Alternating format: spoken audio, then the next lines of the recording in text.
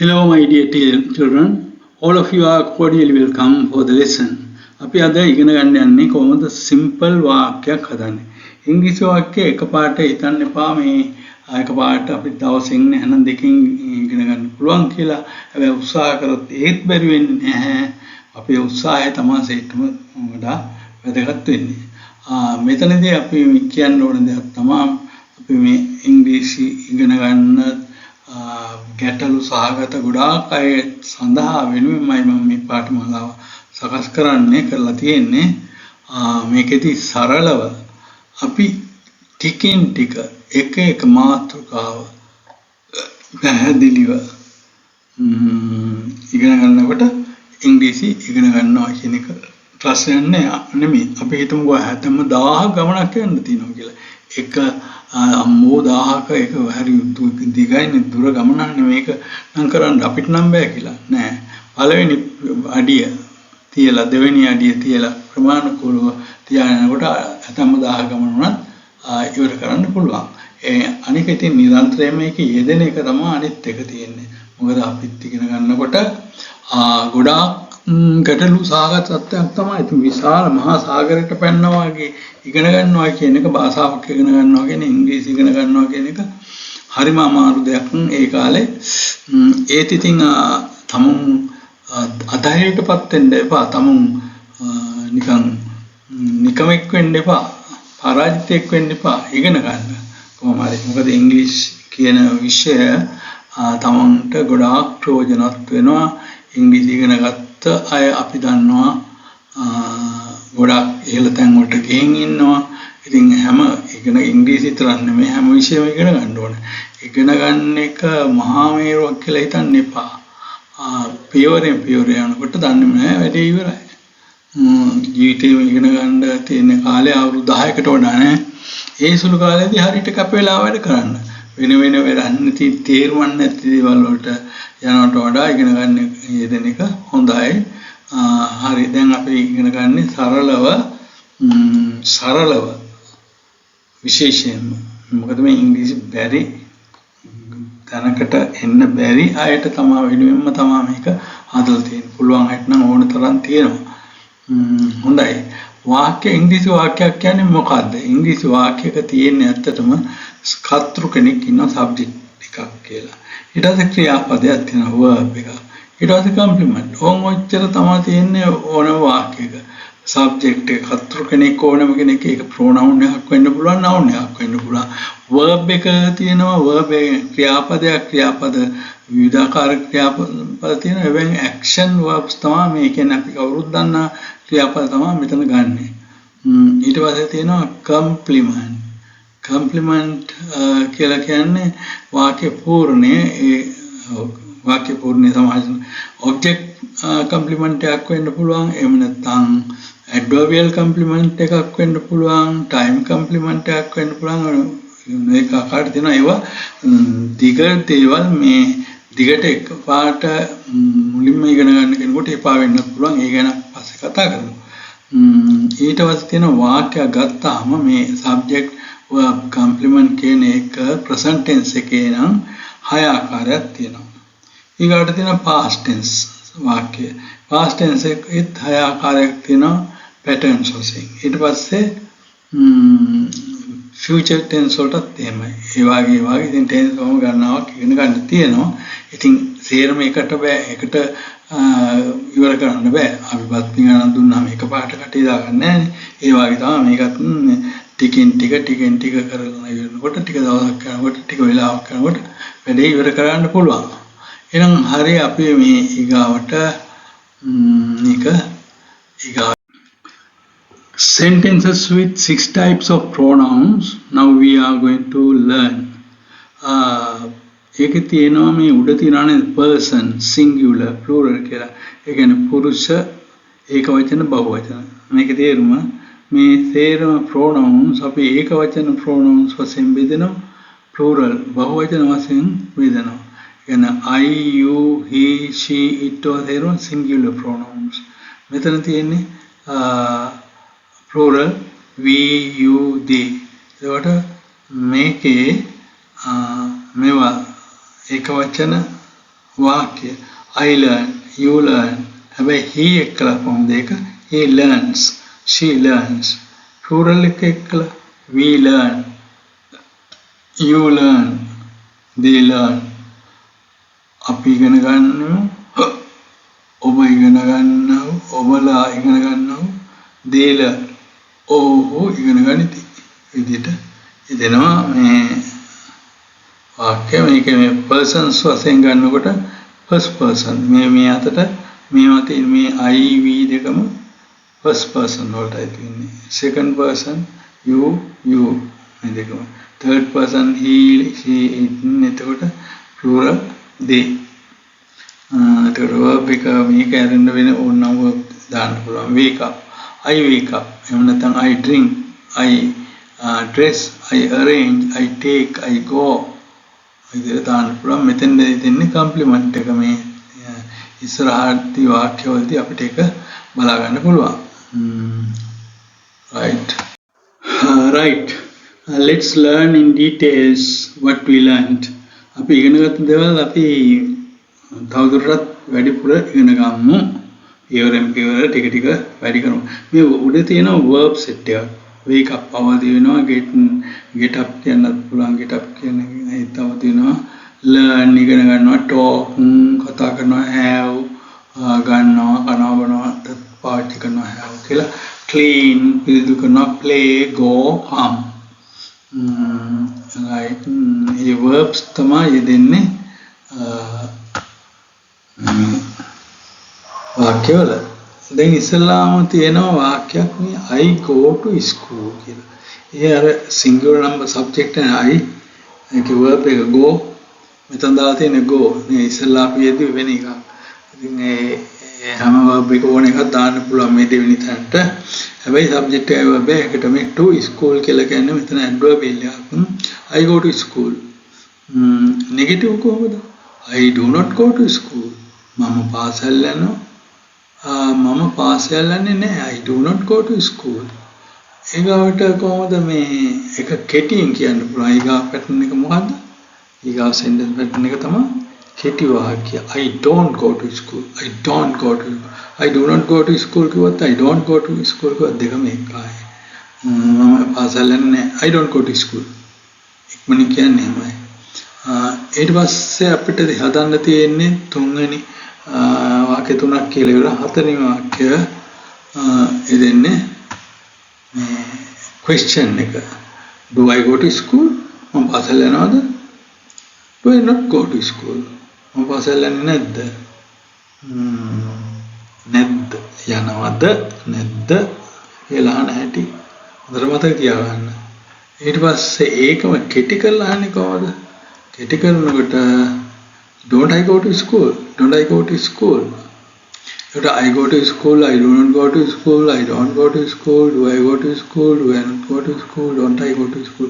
මේක අහක බලන්න කියන්න පුළුවන්ද කියලා බලන්න. මේ විදිහට එක එක දාලා එතකොට ආට ක්‍රමානුකූලව පුහුණුවක් වෙනවා. මේ වාක්‍ය හුරු වෙලා කතා කරලා තමයි ඊට පස්සේ වාක්‍ය දිග වාක්‍ය හොඳට කතා කරන්නත් පුළුවන් වෙන්නේ. කතා කරන්න පුළුවන් වෙන්න ඕන. නැත්නම් භාෂාවක් වැඩක් නැහැ. If you can't speak English, then it is useless. We go to school. Make I වල බහුවචනේ we go to school. අපි පාසල් යනවා. We do not go to school. අපි පාසල් යන්නේ නැහැ. We do not go to school. then නිවාඩු දාට එහෙම කියන්න පුළුවන් සෙනසුරාදා වගේ දවස්වලට. We do not go to school on Saturday. We don't go to school on Monday යනවා. Sundays. එදිට කියන්න පුළුවන්. We don't go to school. මේ කෙටි කරලා කියන්නේ හදිසියට කියන්න පුළුවන්. We don't go to school.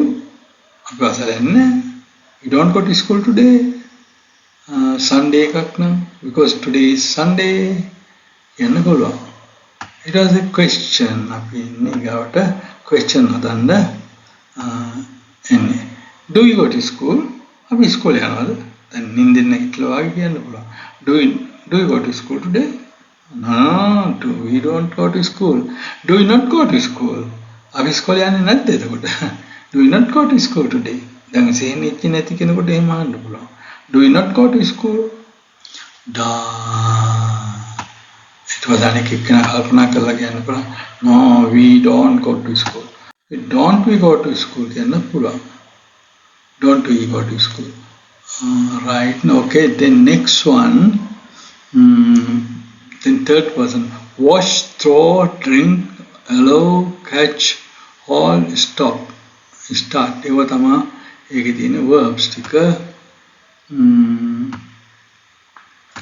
අපි ඒක ඉගෙන ගන්නවා. You go to school. You go to school.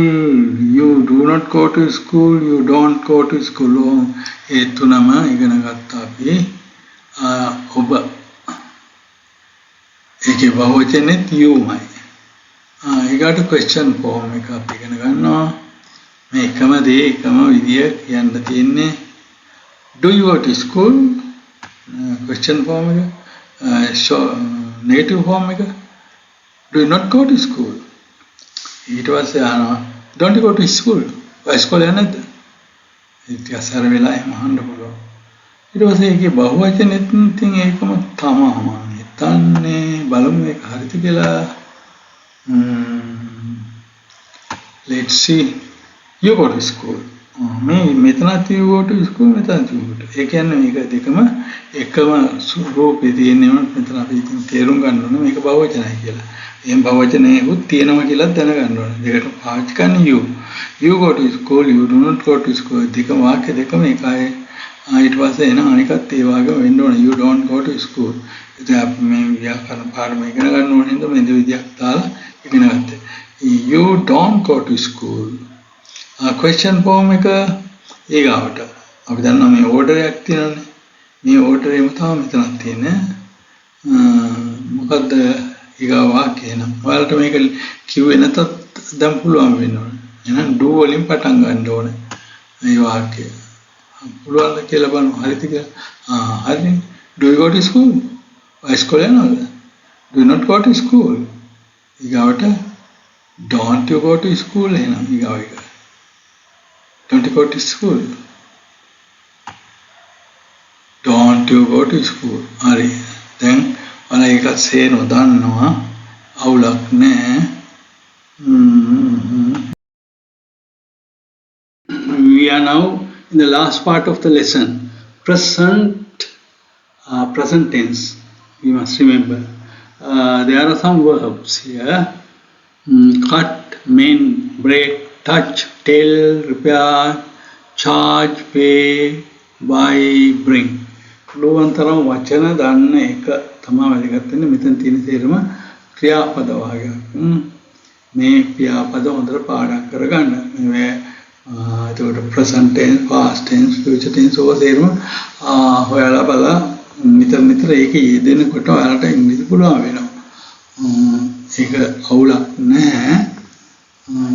ඉතින් නොයදී හිටියොත් නම් හැබැයි කාලය රන් හා සමානයි. කාලේ වැඩ ගත්තේ නැත්නම් ඕගොල්ලෝ පරාදයි. ඒකයි තියෙන දේ අපි විසින්මයි නැහින්නේ. Third person. දැන් අපි කියව first person IV. Second person, you. In a third person, single number. I mean, masculine gender, tama, he. Feminine gender, she. Third person, he, she, it. He will in the he goes to school. Oh, parcel, he goes to school. ඊට පස්සේ ඕක negative කරන්න හරි දැන් ඔයාලට තේරෙන්න ඕන. he මොකද්ද දාන්නේ?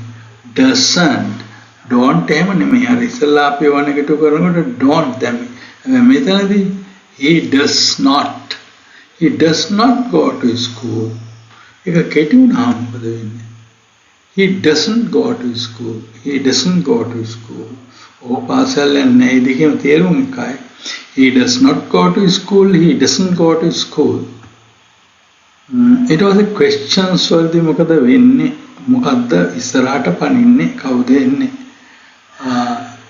does තමයි එන්න ඕන කියලා මම හිතන්නේ. Does he go to school? ඔයගොල්ලෝ දන්නවා does he go to school? ඔහු පාසල් යනවද? Does she go to school? එහෙම නැත්නම් ඇය පාසල් යනවද?